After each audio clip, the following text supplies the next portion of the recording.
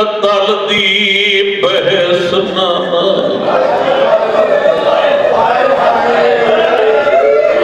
रही त्रैनी पूरे जारी मेरे नाल जनाब दिया नोहान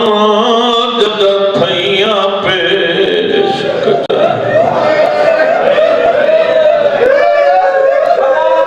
मेरे नाल जनाब नोहान जद थैया पेश कचारी सार खुले देख के हथ दे मलून दे कोल दरबारी ते दजन मैदान च खाड़ के सुने बाजार च पधरा